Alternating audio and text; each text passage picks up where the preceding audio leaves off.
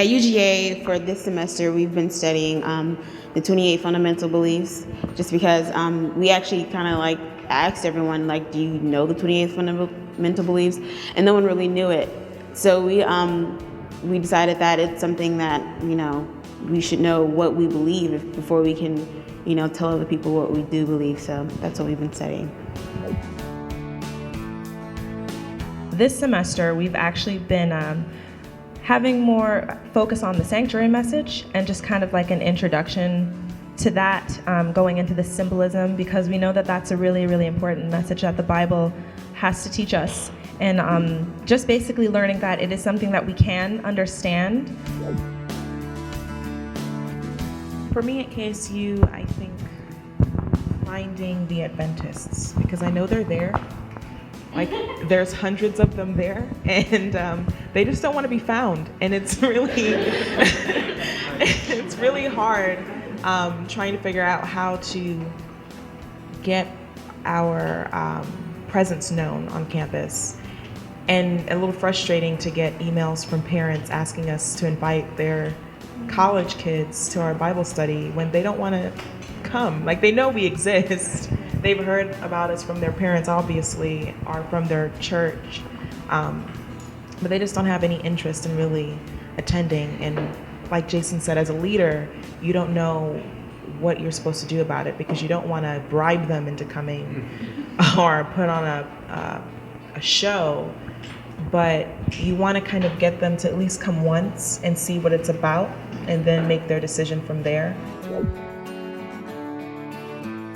Sometimes it feels like, I've conquered the world, and other times I feel like, I'm a leader of, myself. Most importantly, one of our goals is to increase our base numbers from just Adventists to other Christians, but sometimes they either have their own Bible studies to go to, so they don't want to come to ours, or either they just don't like our message. So I think bridging the gap between each student is like a very, it's not going as good as I hoped for, but it's still going very good. I felt initially when I was taking on this role, I'm not a pastor, I'm not a minister, I don't know anything, but I actually have taken a piece of advice that you, Michaela, gave to me like the very first day I met you. It was fight in your own armor. And so I basically tried to proceed from that. I talk about what I know. And in the first year, my focus was more like, okay, just get the message out. But I feel as though this year I've learned to be more engaging, and I've learned the importance of being engaging, because it's not just talking to people about what you know, or what's in your head, like being able to really connect with them like on a different level.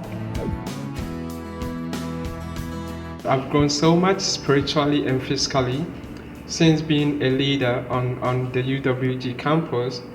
One of the things that happened to me is I've actually been able to get closer to Christ, because you have to actually know what you're talking about. What I realized through this year was that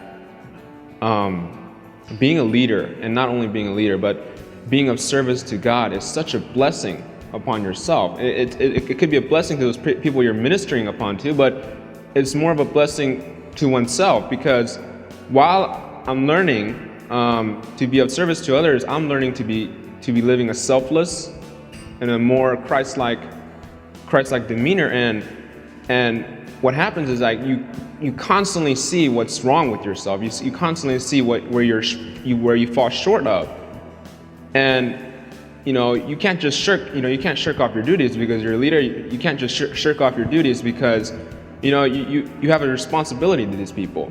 So what happened for me was I grew up. I realized that I was so lacking, but I don't want to necessarily say I grew up to that, but I feel like Jesus covered up the parts of me that I was lacking in. He covered up me with his clothes. And I think, and having realized that upon that, I wanted to talk to other leaders, and I wanted to give encouragement to Emory leaders and to other leaders that being a minister, ministering to others is such a blessing.